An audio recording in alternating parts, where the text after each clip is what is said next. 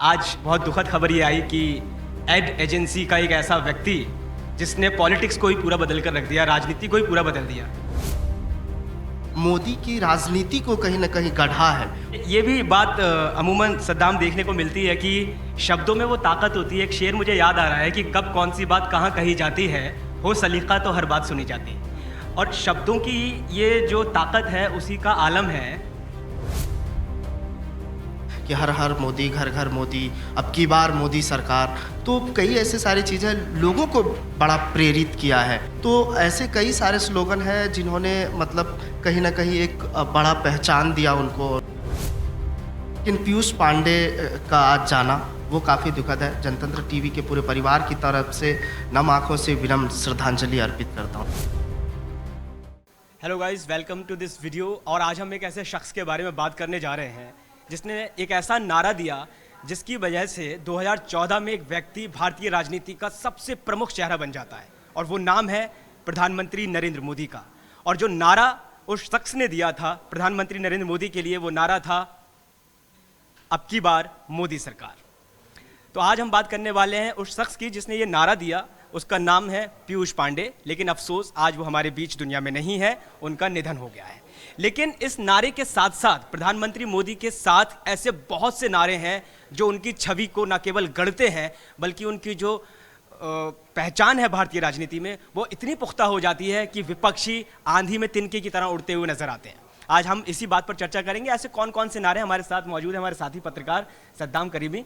आज बहुत दुखद खबर ये आई कि एड एजेंसी का एक ऐसा व्यक्ति जिसने पॉलिटिक्स को ही पूरा बदल कर रख दिया, राजनीति को ही पूरा बदल दिया। यह पहली बात तो समझ में ही नहीं आता कि एड एजेंसी एक अलग फोरम है, इंडियन पॉलिटिक्स अलग फोरम है, लेकिन ये जो नारे की शुरुआत हुई कि अब की बार मोदी सरकार, ऐसे और कौन कौन से नारे हैं या कहाँ से शुरुआत होती है? पीयूष पांडे कहाँ से ये नारा देते हैं जिससे कि भारतीय राजनीति में न केवल ये स्ट्रैटेजी बनती है, स्क्रिप्ट बनती है, बल्कि ये मूवमेंट वाइब बन जाता है। बिल्कुल, देखिए पद्मश्री पीयूष पांडे की आज निधन की खबर आई, बड़ा दुख हुआ और उनकी उदासी जाहिर करने के लिए मेरे पास शब्द नहीं है। लेकिन कई ऐसे उनका स्लोगन है जो पूरे देश भर में एक अलग पहचान बनाई, अलग घर घर तक लोगों तक पहुंचा, और उसमें कई सारे नारे शामिल हैं। मैं अब की बार मोदी सरकार, जिसका जिक्र आप भी किया है, आपने भी किया है, उसके बाद जो है फेविकॉल का जोड़, और उसके बाद जो है मशहूर कहीं ना कहीं बहुत सारे उनका जो है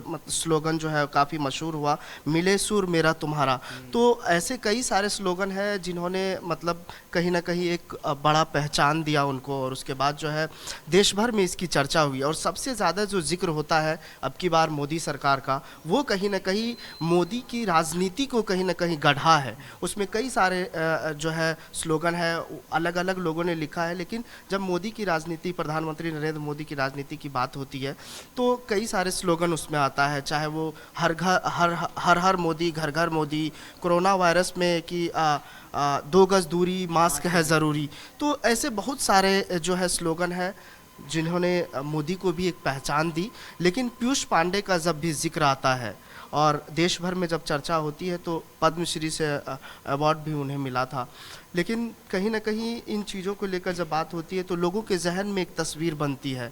चाहे वो आप कहीं भी जाएंगे, रोड पे, सड़क पे, मेट्रो पे, तो वो कहीं ना कहीं हर किसी लोगों ने देखा होगा इसको। तो यही चीज़ें हैं। लेकिन पीयूष पांडे का जाना काफ़ी दुखद है और एक गहरा कहीं ना कहीं सदमा लगा है पूरे देश को, और नुकसान हुआ है कहीं। और ये भी बात अमूमन सद्दाम देखने को मिलती है कि शब्दों में वो ताकत होती है। एक शेर मुझे याद आ रहा है कि कब कौन सी बात कहाँ कही जाती है, हो सलीका तो हर बात सुनी जाती है। और शब्दों की ये जो ताकत है उसी का आलम है कि न केवल हम कोर्ट कचहरी में तो सुनते थे कि वकील साहब जो हैं शेरो शायरी पढ़ रहे हैं, नारे दे रहे हैं, लेकिन भारतीय राजनीति में ये जो मोमेंटम बना है, अब तमाम विपक्षी दल भी अपने अपने नारे लेकर के आते हैं।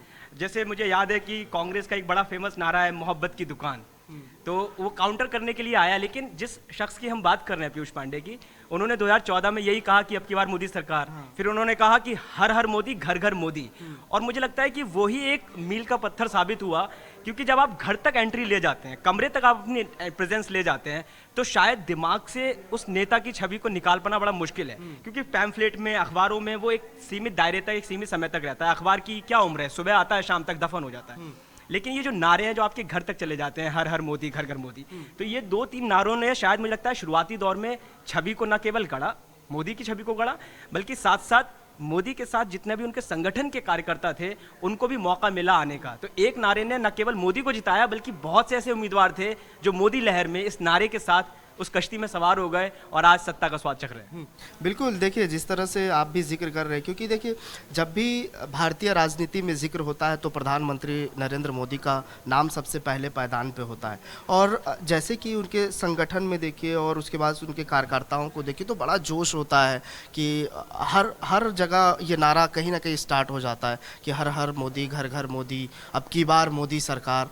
तो कई ऐसे सारी चीज़ें लोगों को बड़ा प्रेरित किया है और लोगों के बीच जब ये नारा गया, लोगों के जहन में बैठा, तो वाकई लोगों के जहन में कहीं ना कहीं प्रधानमंत्री नरेंद्र मोदी के लिए कहीं ना कहीं एक अलग जो है इमेज निकल करके आया।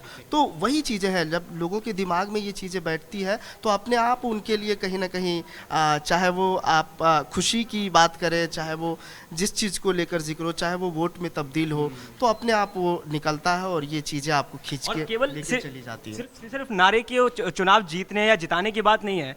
कई नारे तो ऐसे हैं जैसे अगर आप भारतीय जनमानस को देखेंगे तो हम पश्चिमी सभ्यता से ज़्यादा प्रभावित हैं। वहाँ की टेक्नोलॉजी, वहाँ के लोग, वहाँ का सिस्टम, वहाँ का कल्चर। लेकिन पीयूष पांडे का आज जाना वो काफ़ी दुखद है। जनतंत्र टीवी के पूरे परिवार की तरफ से नम आँखों से विनम्र श्रद्धांजलि अर्पित करता हूँ। यकीनन ये श्रद्धांजलि तमाम उन लोगों के लिए, उन लोगों की तरफ से है जो लेखनी में, एड में, राजनीति में इंटरेस्ट रखते हैं। और पीयूष पांडे की जो जितने भी काम थे, चाहे नारे के तौर पर हो, चाहे एड स्ट्रैटेजी के तौर पर हो, वो केवल एक स्क्रिप्ट नहीं थे, एक शब्द नहीं थे, कागज़ पर उतारे गए अपनी भावनाएं नहीं थीं, बल्कि हिंदुस्तान में वो एक मोमेंटम था, एक वाइब थी जो उनके जाने के बाद भी लगातार बनी हुई है और खुदा जाने आगे भी बनी रहेगी। फिलहाल इस वीडियो में इतना ही।